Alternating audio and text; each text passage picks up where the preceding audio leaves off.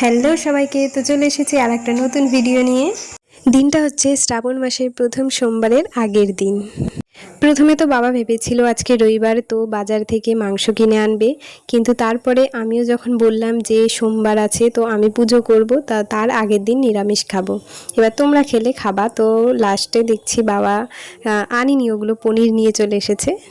কিছুটা রান্না হওয়ার পরে শুনলাম যে আজকে বিরিয়ানি হচ্ছে। কি বিরিয়ানি? সেটা হচ্ছে নিরামিষ বিরিয়ানি, পনির দিয়ে। আমিও তো পুরো তখনই অবাক হয়ে গেছিলাম, তো ভাবলাম যে নিরামিষ বিরিয়ানি তোমাদের সাথেও শেয়ার করি, তো সেই জন্য আমি ভিডিওগুলোও পুরোটা করে নিলাম।